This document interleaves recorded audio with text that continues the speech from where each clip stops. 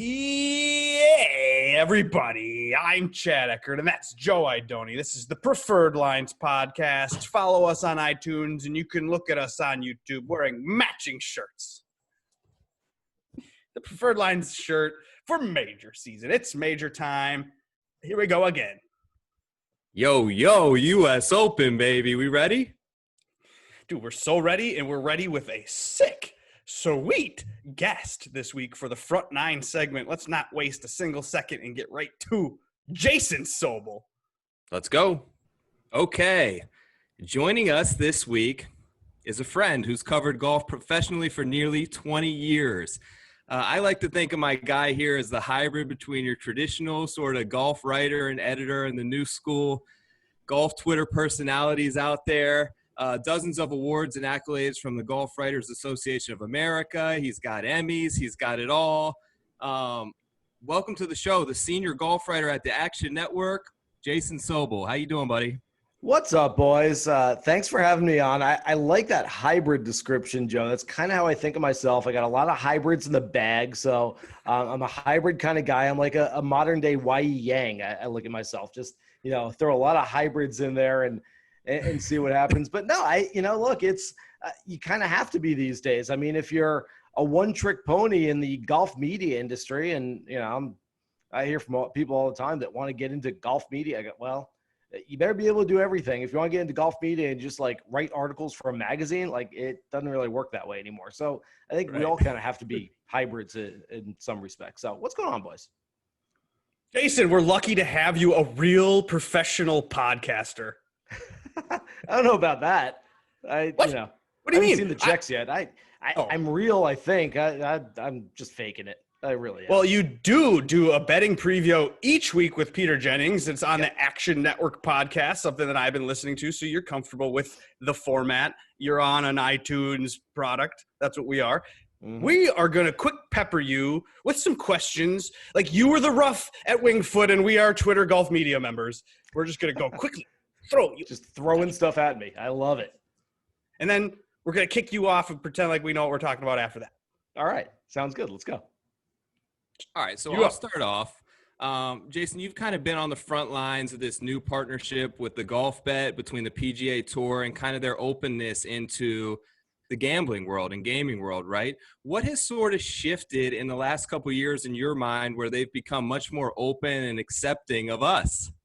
It's unbelievable. Everything has shifted. I probably shouldn't tell you this publicly, but I'm going to anyway, so don't tell anyone. I have still an email in my inbox that I've saved from about a year and a half ago from a VP with the PGA Tour, a guy that I know well, a guy that I've known for a long time. After I had asked a bunch of players gambling-related questions at a tournament and wrote a bunch of gambling-related stories, and it wasn't anything I was trying to hide. It's just, hey, this is my job now, and this is how I'm going after it. And the email essentially said, we're not sure that we like the gambling line of questions. We're not sure if we like the gambling line of stories that you are writing. And we're not sure that we're going to credential you anymore to go to PGA Tour events and cover the tour. And this is something that I had spoken with this specific person and others with the PGA Tour about when I took this job about 2.5 years ago, because I didn't want to take this job and then be persona non grata and not be able to still do my job, still be able to go to PGA Tour events and speak with players. I didn't want to be pushed out. I wanted to still be part of that club and keep doing what I've been doing for 15 years going into that. So they told me, it'll be a case-by-case basis, but yes, you will be allowed to do that. And so I continued doing my job. And like I said, more from a gambling perspective. So this is a year and a half ago that they threatened to revoke my credential. They threatened to not allow me to cover PGA Tour events, not essentially let me do my job on a regular basis. And fast forward, I mean, we don't even have to fast forward 18 months, fast forward about 6 months from then, 9 months from then. And all of a sudden, Action Network has produced the Golf Bet platform. Golf Bet has done a partnership with the PGA Tour. Now we're sort of all in it together to the point where I'm now doing segments on PGA Tour Live every Thursday and Friday morning for their coverage, giving my favorite bets for the day and for the week itself. So yes, it has progressed immensely. It has progressed quickly. It has progressed more than I ever thought it would. Golf is of all the sports, and I've covered other sports in the past, but of all the sports, golf is the slowest to sort of get it at times. It's the slowest to open itself up to new opportunities. And the fact that golf has understood golf as a whole, and that's Jay Monahan and on down throughout the PGA Tour ranks, they understand sort of what gambling means to them, first of all, financially, secondly, in garnering more fans, as far as making an investment and engagement into the sport itself. Kudos to them. And I'm not saying that as a partner. I'm not saying that as a guy that is on their telecasts sometimes. I'm saying that as a guy who just is watching what they're doing. And I think the fact that they've embraced it is really, really smart by them. And you've been watching and kind of paying attention for almost 20 years, like we said at the top. What that means, though, for you is that you've been having to make picks each week and predicting things about athlete performance for years. How do you deal with trying to find a winner each week when you know you often are more wrong than you are right? How does this, what is it like to do that all the time? So first of all, it's changed a lot since I took the Action Network job. I wasn't allowed to bet when I first came to Action Network. I mean, I had 2 stints with ESPN, and in between I was with Golf Channel. And I mean, it wasn't even like a, hey, try not to mention odds. It was like a no gambling. You can't do it on your own. You can't talk about gambling. Maybe we can mention odds sort of in a subtle, like, hey, so-and-so is the favorite this week, but we are not like going full bore into gambling and gambling related topics. And so wait. I was so making you couldn't just do like a buddy's trip to Vegas even? Gambling on golf. I should say. Yeah, gambling's okay. Yes, I considered a blackjack table when I was working for ESPN. It's just I wasn't allowed. I mean, even DFS, I might have snuck a few lineups in there every so often, every day, something like that. But I wasn't supposed to. So I had to keep that all hidden a little bit. But when I came to the Action Network, first of all, I will tell you that I sat down with Chad Millman, who's our director of content. He had been at ESPN with me for a long time. He was the editor-in-chief there. And I said, look, what if I'm not good at it? I said, what if, I've made predictions in the past, and a lot of them go really wrong. When there's 156 golfers in a field and you're picking one of them to win, it's really easy to get it wrong. Yeah. And I said, what happens if I'm not good at this? And he said, look, as long as you give your readers and your viewers and your listeners a reason to make that pick, then that's all we want. Give a smart, rational reason for what you're doing. And it just can't be, well, I like this guy as a huge underdog because, I don't know, I feel like it. And of course I wouldn't do that. Of course I am poring over statistics and analytics on a weekly basis. But so when I first started, and I still, people on Twitter go over and look at my record, which I will completely own. If you look at the Action Network app, I have a terrible record still because that first year I had absolutely no idea what I was doing. I didn't know what units were. I didn't know, I'd put in, I think, I'm sure I did the units wrong at times. And so, I'd get something wrong. And if you look at it, it looks like I don't know what I'm doing. And my golf betting is terrible. Look, I know what I'm doing. I'm not that bad. Trust me. But it is hard. You're right. Yeah. I mean, I make picks all the time. And I find that my picks are better for DFS purposes where it's like, hey, I picked this guy. He had a pretty good week and he kind of fell off at the end and he finished in 11th place. Or I picked this guy and, he wasn't great at the beginning, just barely made the cut. And then he kind of came around on the weekend and finished in 23rd place. And so I'm pretty good at kind of on a whole picking a bunch of guys and having a bunch of decent results, but it's really hard to go out there and pick winners. And I think that anybody who is expecting it on a weekly basis from anybody that they're listening to or reading is just delusional because it's just not going to happen. I'll see people every week who go, oh, I'm 83-2 so far this year. I'm crushing it. Yeah. Okay. That's because you deleted all the picks that lost. Come on, give me a break. We all understand how this works. We're all trying to win out here. And it's funny, guys. And you guys are on social media a lot too. I get it on social. And for a while, for about 6 to 8 weeks, I was going like week on, really good week off, terrible week, missed everything, week on, week off. Yeah. And so, which, it's not a terrible pattern in golf, quite honestly. And I was getting people like, the week on, I'm getting people tweeting me on Sunday evening, dude, thanks so much. You're the best. I love it. Great picks. And I'm not retweeting anything. I'm not sending anything out there. I might say thank you in a direct message, whatever. But then the next week, I have terrible picks. It just doesn't work out. And I'm getting, dude, you totally screwed me. What are you doing? You don't know what you all right. And you know what? I'm not retweeting that. I'm not replying. I might send a direct message like, hey, sorry. Let's get him next week. But mute that person. Move on. Come on. It takes a lot for me to mute and block.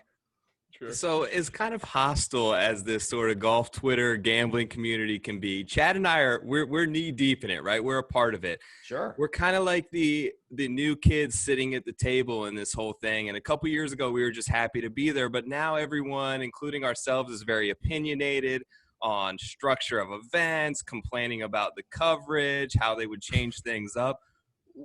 I know they don't have to cater to us, and we sometimes think we're the only eyeballs on the broadcast, but what type of changes do you see sort of within the tour to the product for us that, like a little action on it every week?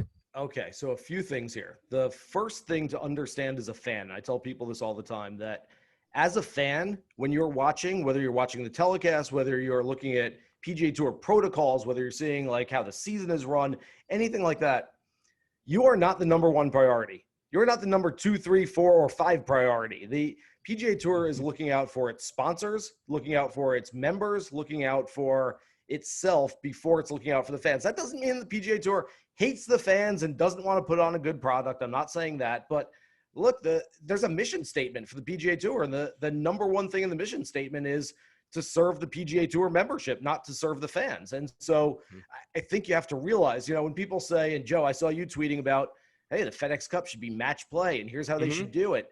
Great idea. Sounds good on the surface. What happens is in match play, if you get Mackenzie Hughes and Sebastian Munoz playing for the final on a Sunday afternoon and nobody's watching, guess what? FedEx, which has put $70 million into sponsorship money for the PGA Tour, isn't getting any bang for their buck.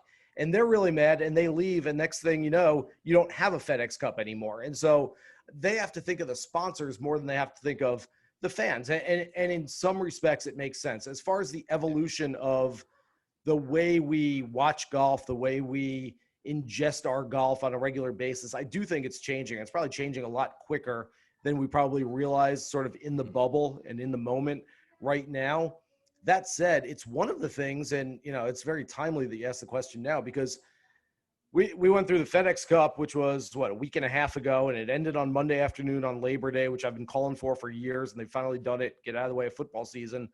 But then the next season started 64 hours later. It started on Thursday morning at the Safeway Open. Look, I get it. You can't put the genie back in the bottle. At some point, you're not going to eliminate 15 tournaments and eliminate sponsors and eliminate all the charitable donating that is being done from all those events. That's fine, and I understand that. What I think the PGA Tour needs to understand, and they probably do internally, is that when you have a full year schedule, as they do now and as they have for many years previously, nothing ever changes. When you have 64 hours from the time the last putt drops on Monday afternoon till the time that the first tee shot is hit on Thursday morning, you don't have time to say, hey, let's sit around and have some meetings and figure out how we can broadcast ourselves better to the rest of the world. And so that's part of the reason why nothing ever changes. I mean, if you watch the NFL this weekend, and I was watching a lot of Red Zone channel yesterday, so I wasn't watching individual games, but I'm sure there were innovations on the actual television broadcast for the NFL because they didn't have any games for 7 or 8 months. They had nothing going on. And so the people who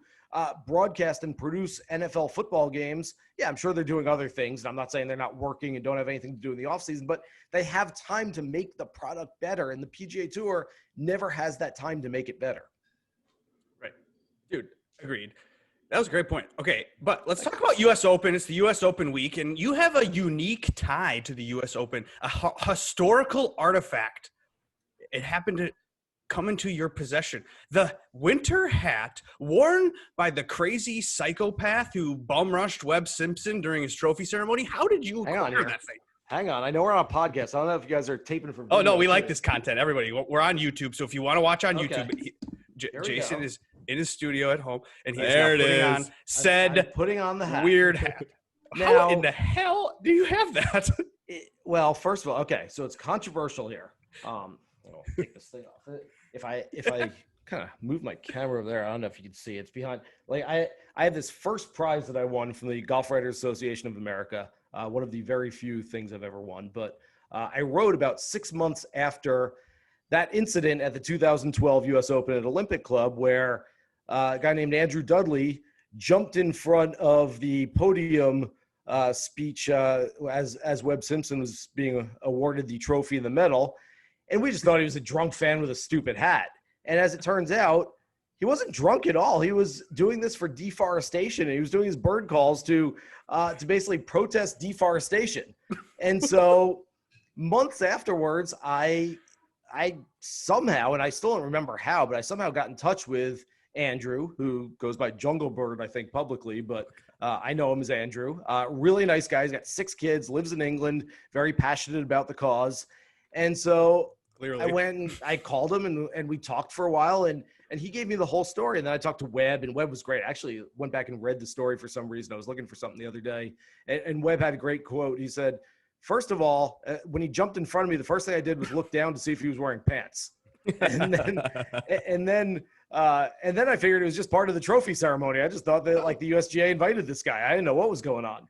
So if people don't remember it, I'm not sure how you can't remember it, but this guy jumps in front of Webb Simpson. Bob Costas is there. Mike Davis, from the USGA, basically like pulls him, like Mike Davis tries like that with a wrestling takedown to get him out of the screen. He was so mad about it. I'm sure they can all laugh about it now looking back on it, but Andrew and I got to know each other pretty well. I wrote a story. I won an award for the story I wrote on why this guy did it, and kind of going back, basically looking at the 15 seconds of video that he took up afterwards. And it was really fun to write it. The next year at the U.S. Open, Andrew was trying to get in again. And basically they must have pictures of him up at USGA headquarters, sort of like they would of the terrorists in an airport, and basically like, do not let this guy on the plane.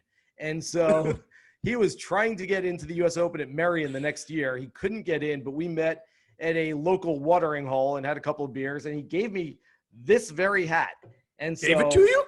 He gave it to me. Now there's some controversy. I posted, I think it was after Webb Simpson won earlier this year, I posted a picture of me wearing the hat, and people were like, no, that's not the real hat, because like the stripes are different and this thing.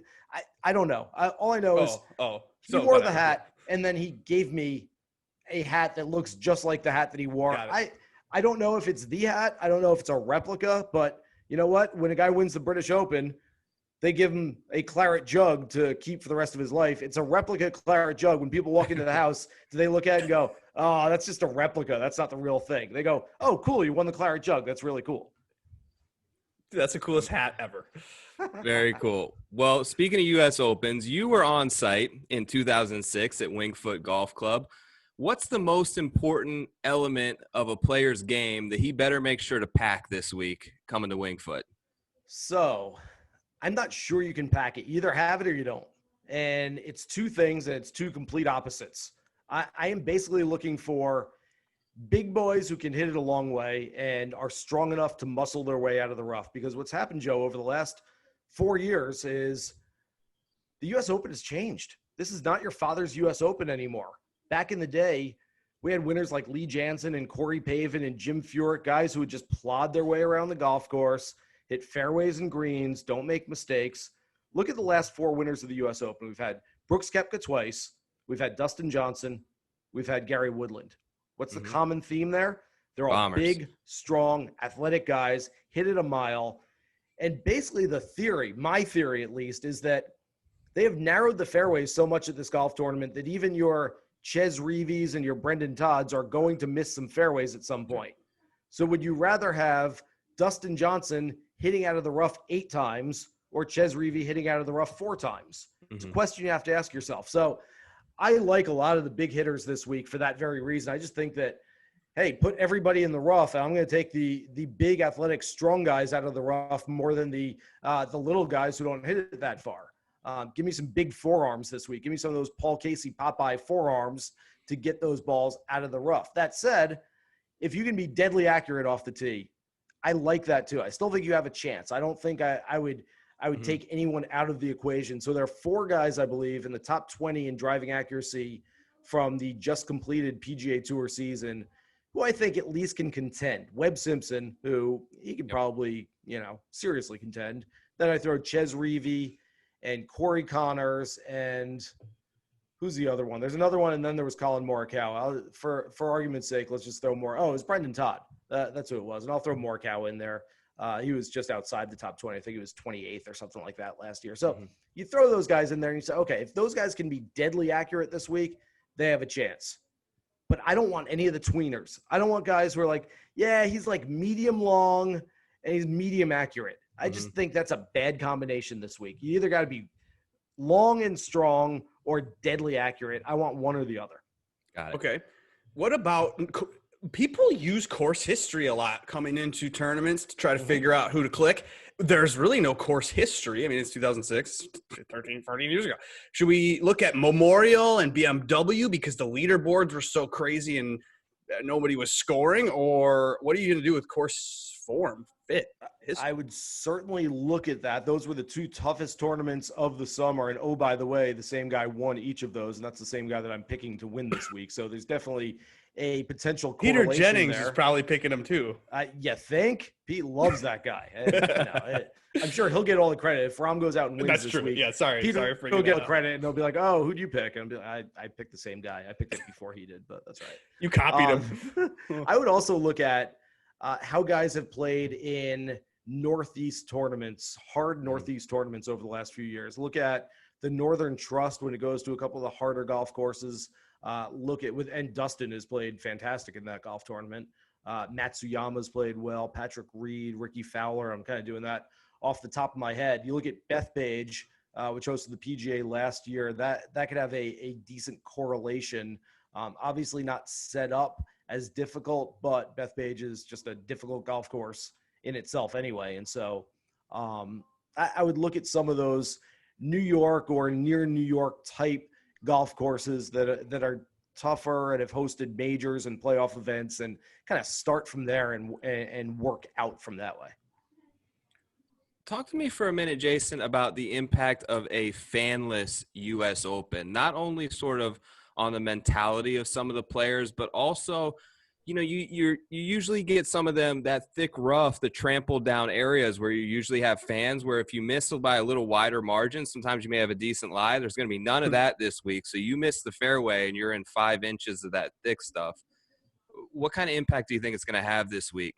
Yeah, that's a good point. I mean, I think you can talk about sort of the actual tangible impact and then the intangible impact. I think the tangible impact, you make a good point. It's a tree-lined golf course, so you would think that if a guy is that far offline anyway, that even if it was trampled down rough, that they might not have a great shot into the green. But sure, I mean, if you're in knee-high rough and you're under a tree, I mean, that's a pretty bad combination to be in at Winged Foot. So it'll certainly make it at least a little more difficult at times. As far as the intangible of no fans there, I've gone back and forth. I had said for the first 4, 6, even 8 weeks of the PGA Tour's restart that, look, these guys are professionals. It just doesn't matter.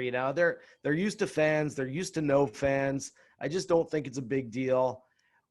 I kind of changed my mind on Sunday at Harding Park. I kind of, it just, same. I know it was a major. I know they were feeling the pressure, but it just didn't have the same sort of a tenseness as a usual major championship does. And I think that's because there weren't any fans there. There's no one yelling, and there's no, there aren't 10,000 people watching Colin Morikawa, who I get it. The dude is cool under fire. I mean, he is made for major championships, and I love everything about this kid.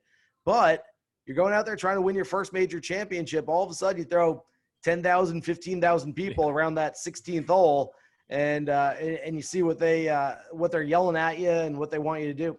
I mean, and as a NorCal guy, I think he would have had the support of the fans. I'm not saying they were, they would have been yelling against him instead of in favor of him, but still, it's just that dynamic brings in a different factor that I think we just aren't getting right now.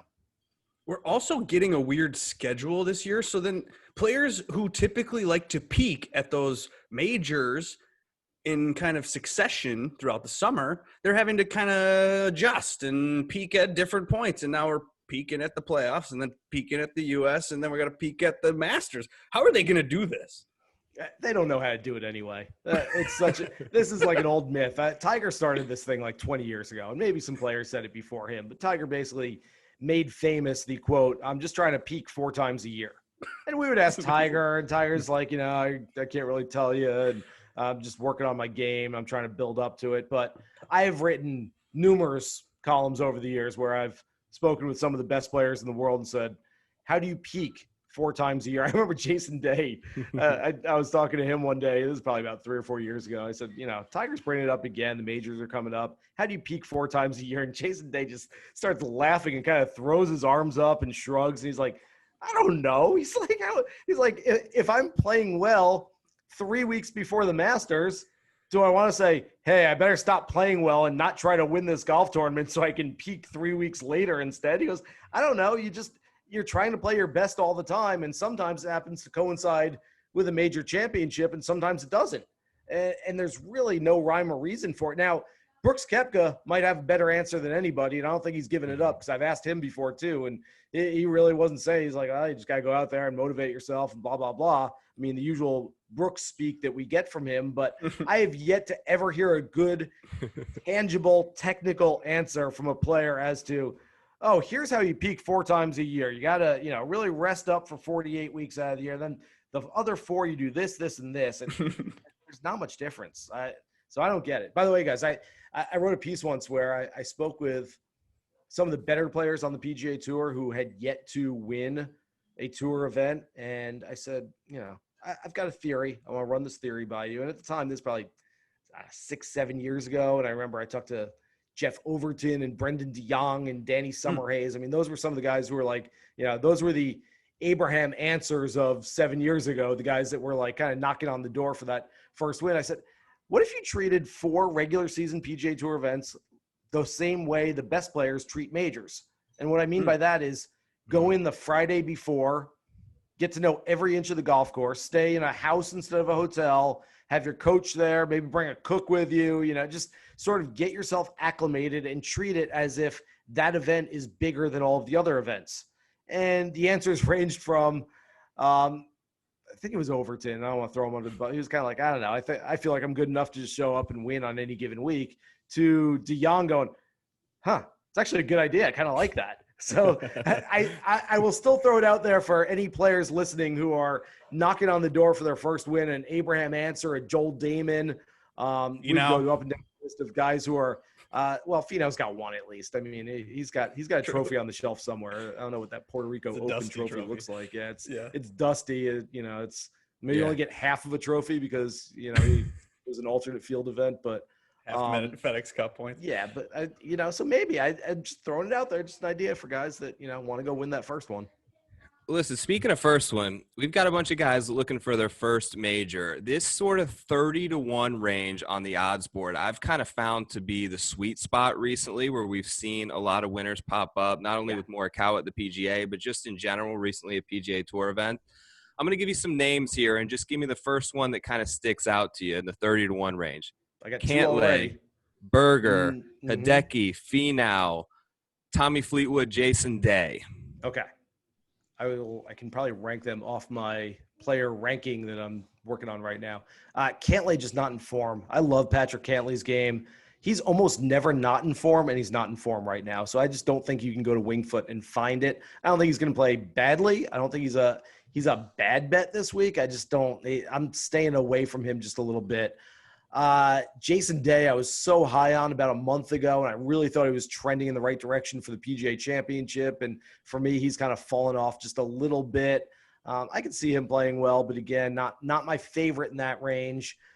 Really like Finau. I am just Finau, as I wrote this week, he's sort of like a poker hand, and I'm all in.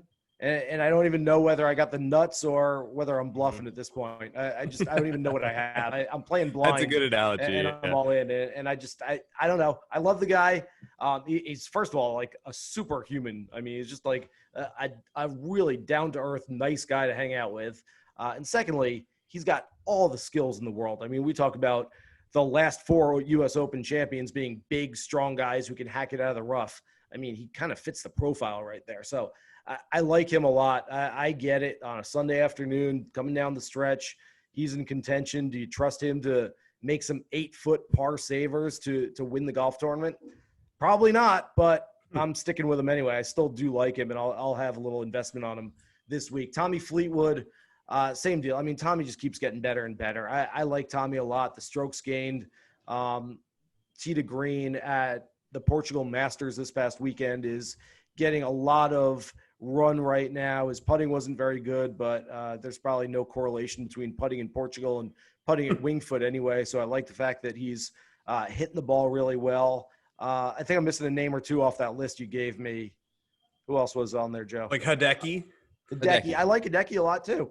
Yeah. Ball striker. Again, I just don't think that down the stretch on a Sunday afternoon, if I've got Hideki on my betting card and I see him stand over an 8-footer and he needs to make it in order to win that golf tournament, I'd rather go out and putt it myself than watch him putt it. No shit. So, there are some guys you'd rather have them putt for you, but they're still 100 to 1. Phil and Spieth? What the hell? Aren't these guys good major players and people we should bet on? They're 100 to 1. These long shots have a chance. I can't tell you how much I love Jordan Spieth at plus 120 to miss the cut right now. I was on earlier today. I was on the starter on SiriusXM PGA Tour with Taylor Zarzour, and he asked me about Jordan, and he started the question with, if it wasn't for a double bogey on his final hole on Friday, he would have only missed the cut at the Safeway Open by a few shots. I'm like, whoa, like that. Yeah. We're talking about the Safeway Open. Yeah. We're talking about a final hole double bogey, and we're talking about he would have only missed it by.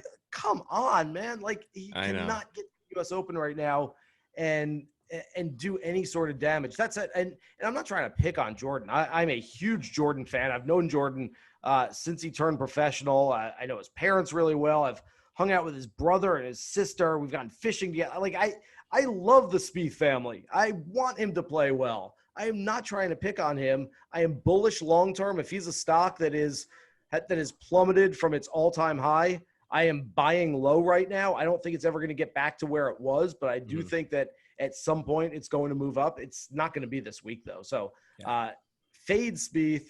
Phil, I don't know if somebody out there who might be smarter than me is putting down $45,000 on Phil to win 3.3 mil. I hope it's Phil himself. I hope Phil looked at it and said, what's there, like 1.8, 1.9 million in this thing for me if I win?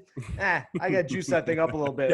If I win this thing now, I'm going to get about 5 mil. That should be good. That's like half of what I got for beating Tiger in that match. All right, yeah, that's enough. Coffee for Wellness launched this week. He's got a little extra. Anyways, Jason, before we get you out of here, give us your preferred play, your top pick to win it this week, and it can't be Dustin Johnson. I'm going to make this really easy and go out on the thickest limb I can find because Jon Rahm's my favorite play. I mean, I know it's second favorite on the board. I'd love to go lower. I'd love to give you, and I can give you some names I like for non-outright plays, but my preferred play this week is Jon Rahm as an outright. I'll have a lot of investment on him. My other outrights, like I said, I might have a little on Finau. I might throw in a little Matthew Fitzpatrick, who plays really well in tough events. If we go a little deeper, watch out for Thomas Dietrich this week. Playing his first major championship, another guy who just mashes the ball. He's been playing well in Europe. He hasn't won yet, but I think his talent is bigger than his CV right now. So I think that Dietrich is a guy that could surprise some people, especially the first couple of rounds.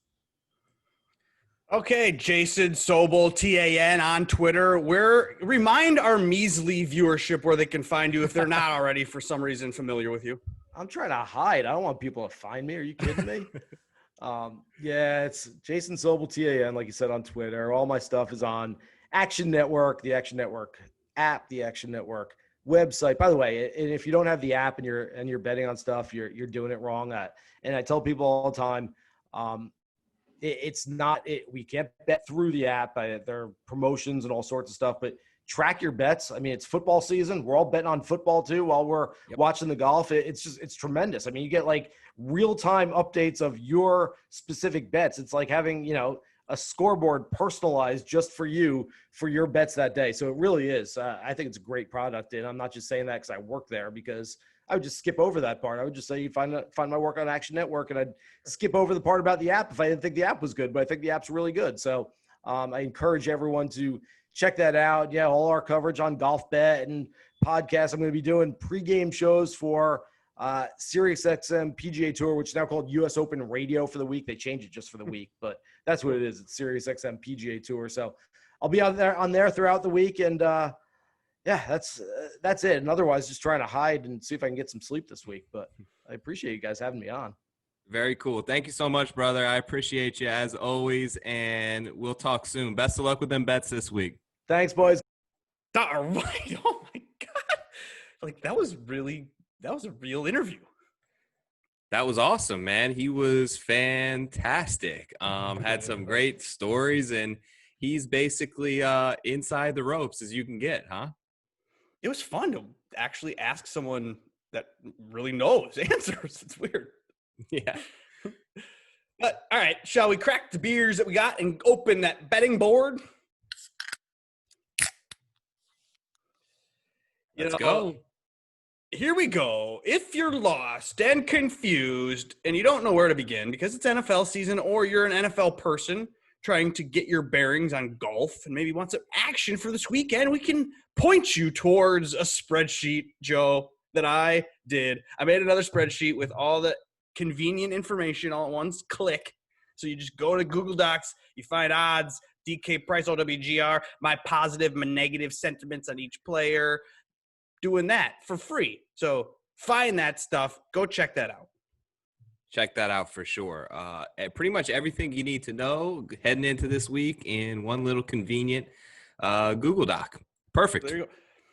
And if you want to bet, you can bet that you'll find Dustin Johnson at the tippity tip top of this week's betting board on every book you're looking at, because he's the hottest golfer on planet Earth, 8-1. What?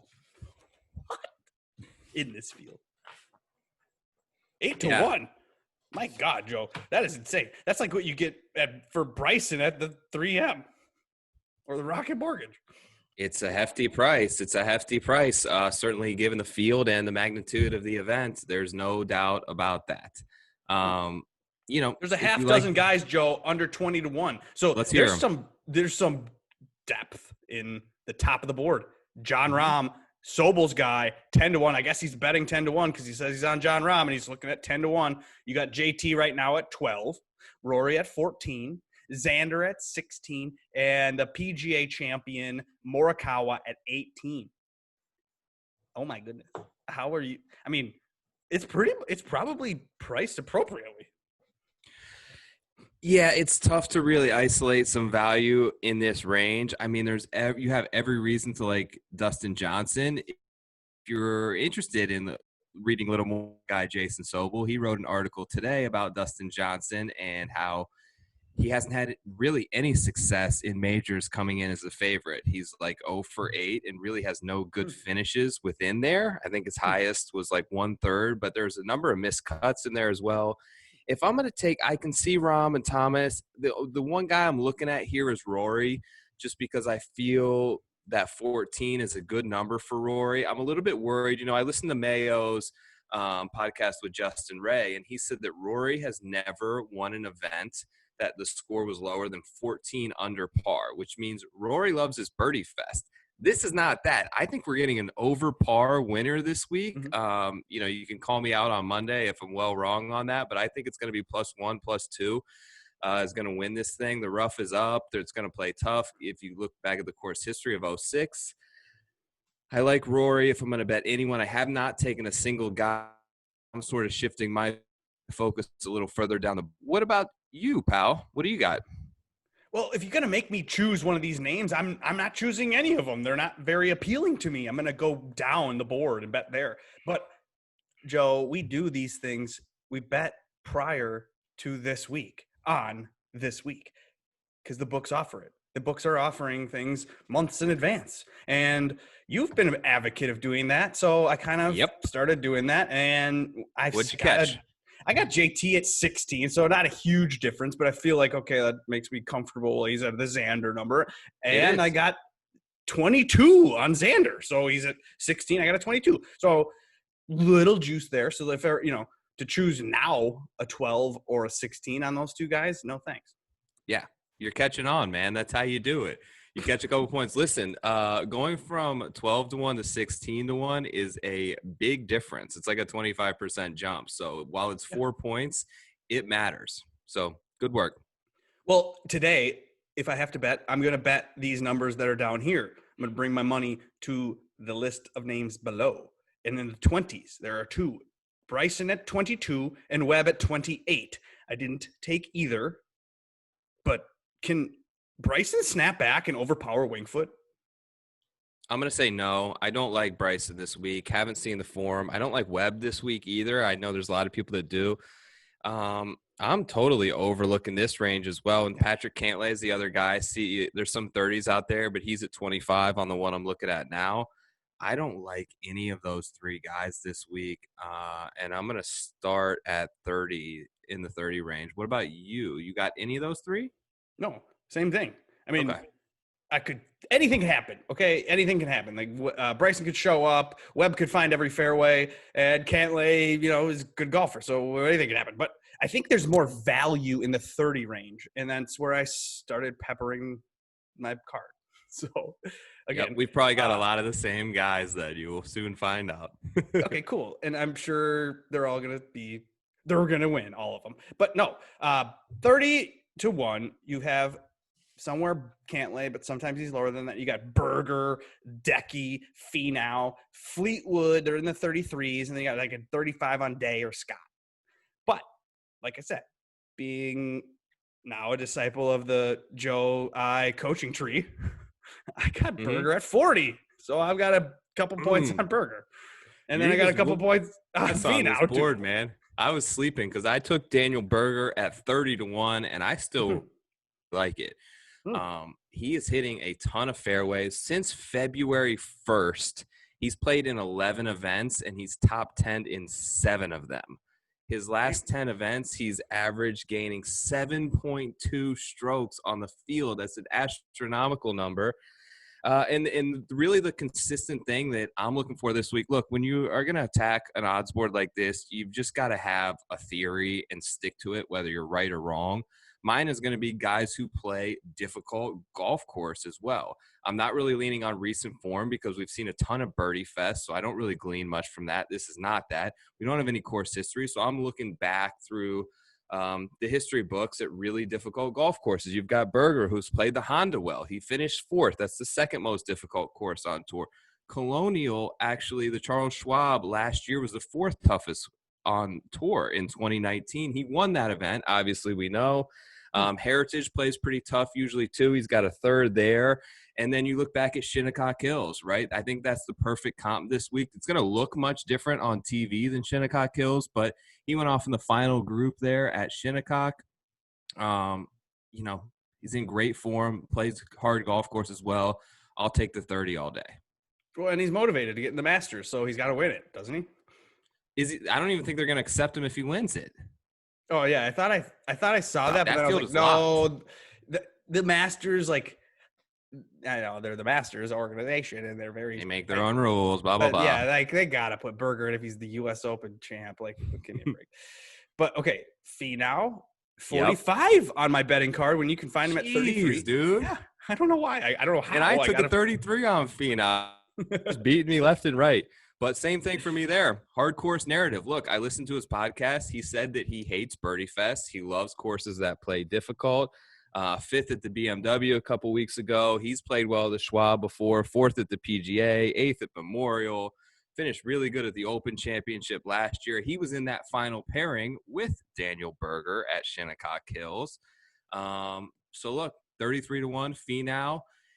And I've got sort of a card this week made up of guys who never win golf tournaments, so it should end up well for. Yeah, it should be like a bunch of top 5 bets. But at the same time, I listened to you and a bunch of other people when they were telling me to bet Jason Day, even though I wasn't sure. But it's 75 to 1 is on my card, Jason Day. You're getting crazy numbers. Good job, I man. know. Well, I mean, they're $5 bets, but so whatever. But at the same time, I got 75 out of Jason Day. I'll take that. I'm probably not betting that at 35 today, but Yeah. whatever, 75. And then I did bet Adam Scott today at 33. Okay. So you can find him at 35, 33, 30, whatever. But I don't mind a rested and focused Adam Scott, someone who plays well at harder courses and wants to win majors. He has the mindset to do that. He came into the Genesis after taking months off or whatever, just crushed it there.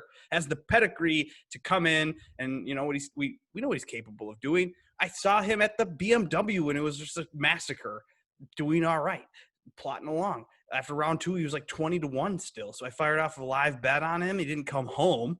He had to kind of stumble a little bit, but finished like T20 there. I think Adam Scott can make 72 straight pars, win this tournament. Adam Scott's the type of player you look for in this event, no doubt. I don't know, man. Something about I just don't trust his putter, and not that these other guys I do, but he just I don't know.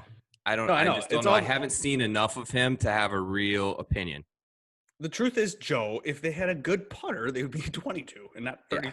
Yeah. Whatever. Let's go to the 40s where you can find PPR, Patrick Reed, and then you got Tyrrell Hatton, 40, Tiger Woods, 45.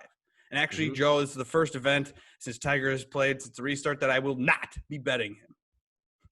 I'm not on him either. Another guy that I did sneak a 40 on this morning that I really like this week, and I'm not sure if he's going to – I feel like he's going to be unpopular, but then I've heard his name come up a couple times, is my guy Tommy Fleetwood. Okay. Hard courses, play Tommy. U.S. Open, Open Championships, Honda Classic, API. This guy finished his top 5 in difficult events. Looking back at that Shinnecock Hills event as well, he was one stroke away, finished second there. Mm-hmm.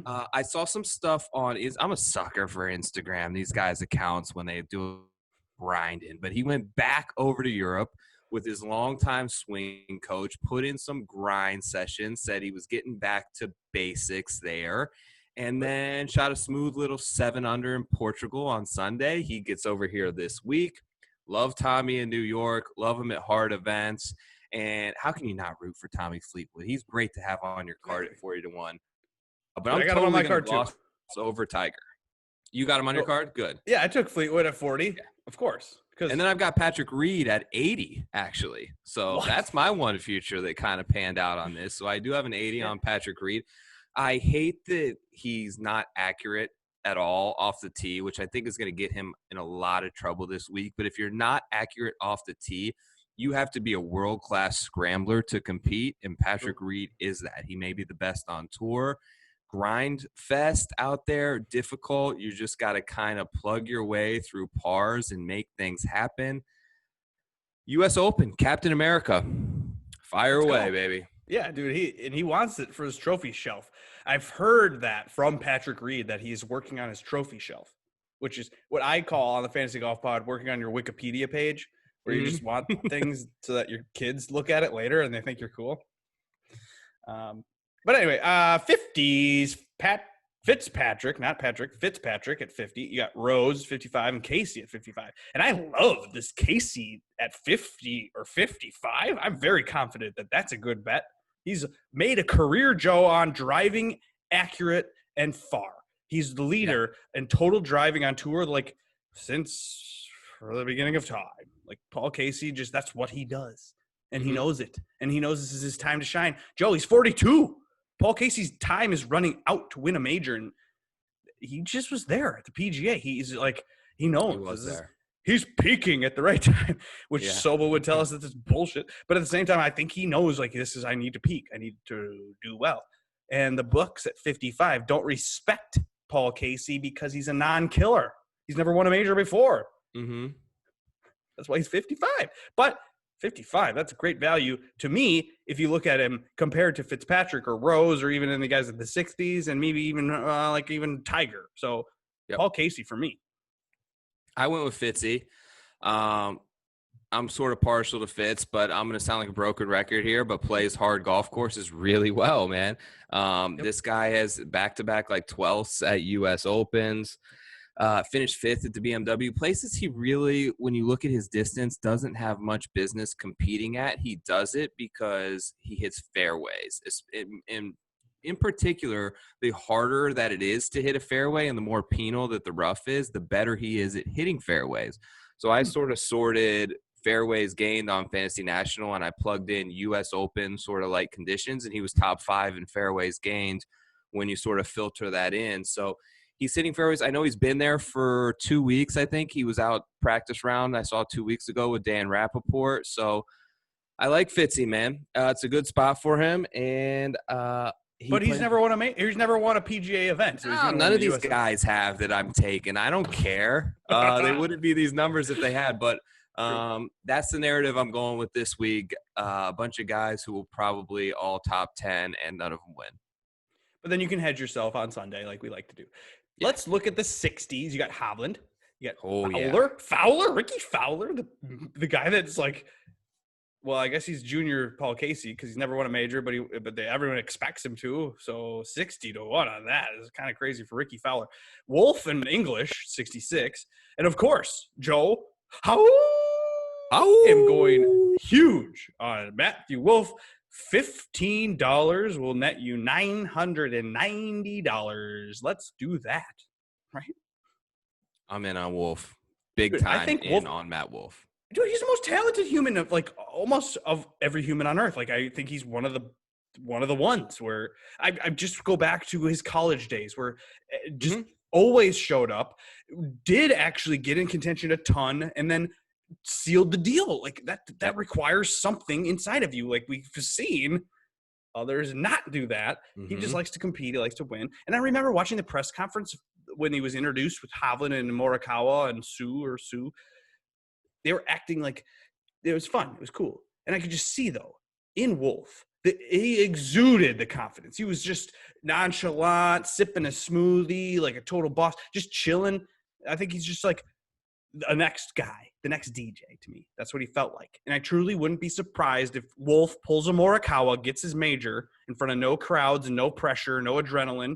We've seen what he can do with his driver. Hello. We know what he can do with the putter. He drains long putts. He gets hot. But if he could put it all together and he could match some iron play, I'm all in on 66. It's worth a gamble. Yeah, man. And just to sort of further illustrate your point, I'm in big on Wolf as well.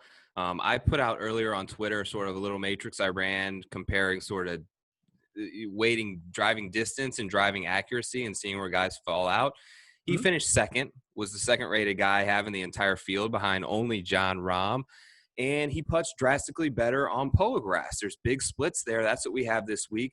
And so I'm looking back because he didn't play in a U.S. Open this year. So I'm trying to see how Matt Wolf plays on difficult golf courses. So I went all the way back to his college days and did a little bit of digging. 2019 NCAA Championships was at a place called Blessings Golf Club. It is anything but a blessing. This place was carnage. Matt Wolf shot a 40 on his open line and was just rattled, okay? He came back, ended up finishing the tournament minus 10. He won that NCAA championship by 5 strokes. There were only 5 guys in the field that were under par, and he beat the field average that week by 26 strokes. On the most difficult course they played on the NCAA, he showed up and blew everyone away after a terrible front 9. I saw he had an article after about how he sort of relishes his back being up against the wall and being able to shake off some bad holes and come back and just try and make birdies and play his game. I love him this week. I think the setup is perfect for him because he hits it long and he's really accurate for how far he hits it. If he can sort of get his short game dialed in and putt field average this week, he's going to be in the top 10. Yeah, we've seen the contention. He was right there at PGA. He was right there at a couple events. So I like Wolf. And then if you go further in, you got Louis at 75, and we all know Louis' track record at U.S. Open, so 75 is kind of attractive. And then Im at 80, Woodland at 80, and Answer at 80. It's interesting that Woodland is the defending champion. He's 80. He was 80 last year, and I hit him. Right? Yeah. So he was maybe struggling Im kind of a little bit coming into Pebble. Dude, Im at 80. That's this year's Woodland. Yeah, I'm out on Sung Jae. He's been You are? he's just been too shaky.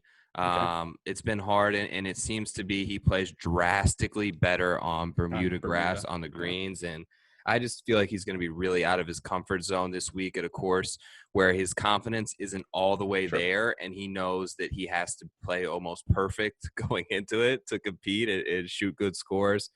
I'm out on him.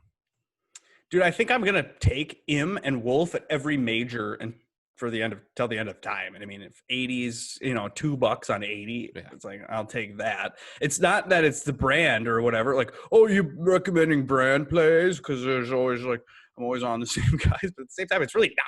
My brand is not to pick a bunch of losers. My brand is to pick good players. So sorry, I like good players. Like I'm not picking like Griot or Luke List every week. So sorry, it's him and I don't know.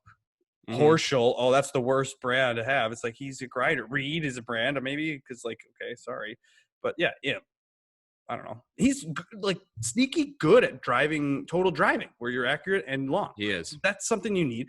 Now, again, he hasn't played awesome, but that's because he got his rough streak out of the way, done with it. So now he's peaking. He's gonna peak. This is my thing. At the world stage. Joe, you said on Twitter on a video that you think to not overlook long shot potential. 90-1 winner this week. Could it happen? Could you have Sergio, Kisner, Lowry, Todd, Brendan Todd, finder of the fairway, Brendan Todd at 90? Should we bet that? It's weird.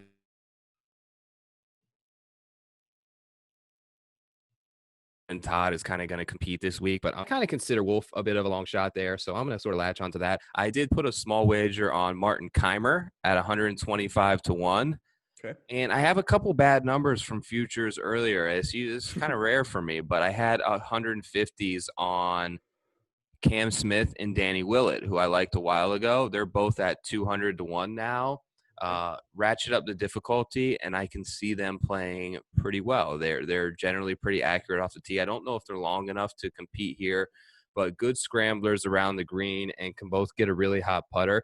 And there's an interesting influx of some Korn Ferry guys and some Euro Tour guys here that we're seeing for the first time, who are going to have some popularity, but they're interesting. Favorite? I mean, you've got Hojgaard, you've got Zalatoris, you've got Davis Riley, I think is in the. I mean, there's some guys, and a lot of people have reason to like them. Yeah, but at the same time, if you're just a regular Joe showing up to do this betting for the U.S. Open, are you going to think, no, don't do outright on those people? Clearly, right? Yeah, more a top 10. Matthias Schwab, I've been liked. He's played pretty well coming in. 250-1. I mean, if you're looking for a long shot, there's guys out there for you. I feel like it's most likely going to come from the middle range this week, assuming that Rahm or DJ don't run away with it by 4. Sure. Well, okay, let me give you a couple names and you can just say yes or no. Go. Spieth, 100-1. 100% no. How about Phil? No. Kuchar at 110-1. Nope. But he has a new caddy, I guess. He's got motivation, Joe, because Cameron Champ is taking his caddy. Is it his wife or who is it? I'm not sure who Kuchar's is, but I do know that Kuchar's caddy, his old one, he quit and told Kuchar he wanted to go into media. And then now is with Cameron Champ. Kuchar's a wreck. Out on yeah, Kuch. So I don't know. Maybe he's motivated. Maybe Kuchar wants a major and he's motivated. 110-1. That's weird. Because last year he was like really popular on DraftKings. Mm-hmm. Stenson, 125-1. Nope. Why not? Just haven't seen him, man. Hasn't played enough. You can't. It's just too much of the unknown. Is he potentially just grinding at home and playing all the time? Maybe. I kind of doubt it. I haven't seen him competing all the time, and then to step into a U.S. Open course where I think this is going to be the most difficult U.S. Open we've seen in maybe 10 years. So don't see him going there. I kind of relate Stenson to the poor man's Justin Rose, where they're just too busy selling out because they know this is like they're wringing the towel like the last time to get the last drops of money out of the whole thing. Why hasn't he played more though? Why? I don't understand. He's here. He lives in Orlando. He's just skipping everything. For what reason? He doesn't give a shit. He just has Yeah, enough exactly. money. So if him not give, just because he doesn't give a shit, I feel like he doesn't give a shit about practicing either. Yeah, So, that's true. Actually, good point. What about Westwood at 125? I'd take him over Rose or Stenson. Westwood's interesting. Oh gosh. He's the one that's played the most majors without winning one, right? Yes, 100%. Yeah. And he's had Motivated. the most success at majors without winning one. He's got a ton. I mean, we know his prowess at Augusta. Maybe a good play there, switching to the fall, but I'm out on Westwood. I mean, in the 125s, I looked at Horschel and Bubba. Those are the two guys I looked at. I haven't played either one of them. There's reason to take them, and there's reason not to take them. Bubba has played really good golf. He's been really consistent off the tee and with what's wrong with Bubba? His putting. His putting. Exactly. Totally. But Bubba has historically had stretches where he has had incredible touch. He was one of the, maybe 4 or 5 years ago, he was maybe the best lag putter considered on the PGA Tour. If you have 60, 70 feet, he was next to the cup every time. His putting is off. I don't know if it's a stance, if it's an alignment, or if it's just a confidence thing. But yeah, it's confidence, dude. It's spiraling. It's getting worse and worse and worse and worse. But he's seeing that mental coach, so who knows? Maybe they'll hypnotize him and turn him back into 2010 Bubba Watson. No, thanks. Reeve 140. People like that. Interesting. I'm looking at I think I just saw. Yeah, he's 200-1 on Bovada. Ches Reeve. I had Ches last week. He made a late run, and I thought potentially he could get into a playoff if Stu Sink didn't run away with it, because he posted a really Sunday. He was really, really good with his approaches. We've seen him compete at U.S. Opens before on tracks that are long, and you don't think he can because he hits every fairway, and you put an iron in his hand, and he's probably one of the top 10 players on the PGA Tour. So can Ches compete? Yes. If you're looking at a 140, do a little more digging, and you'll get to 200. What about Jason Kokrak? Hot fire Jason Kokrak, long driver. Snorting it or no? He's off brand for me. I'm never on Kokrak, so I'm out. He can't get his first ever win at the U.S. Open, right? No way. That's why he's 151. So don't do the outright on that. You do a top 10 or 20 on him, and you'll actually win it. Like the outright, you won't win it. You'll lose your money. I have some we didn't talk about. Oh, did we talk about Sergio? Yeah, you did. You said he was at 90-1. Yeah, I'm not into Sergio. Man, just his putting was so tough to watch. Like, Sobel made the comment, I'd rather hit an 8-footer than like Hideki in some spots. Sergio, dude, I'm dead serious. What is he even doing? Walked off the couch and made some of those putts. Like, he was missing by 6 inches on 6-foot putts. Didn't even go close. It was crazy. Like, side brushing. It was so bad, and he was on PGA Tour Live too. Like every one of those putts was on TV, basically. It was horrendous. It's hard to believe he's that bad, but I don't know, man. But he does drive the ball long and accurately. Exactly, and then everybody's going to be bad on these greens. Good point. They are so undulating. Like, I've seen some of the things. They are so slopey. This is going to be an unbelievable week. If they kick these speeds up, it's going to be absolute carnage, because some of these slopes will run it all the way off the hole. Like, there's going to be a ton of 3 putts. There's going to be someone will fill it out of the rough. Like, we could see a Phil Mickelson 2.0 hitting a moving ball just to save yourself just 3 strokes when it runs down the hill. But the only other guy deep here that I've heard some love for is Corey Connors. I mean, can he win? No. Can he top 10 or top 20? Maybe, just because he's so good at ball striking if he's hitting fairways. He's just got to hit the green and do his best to 2-putt and get it up close to the hole and just try and make pars. But, if the score is even, +1, +2, it brings a lot of these guys into play, but it has to be the perfect scenario for them to succeed.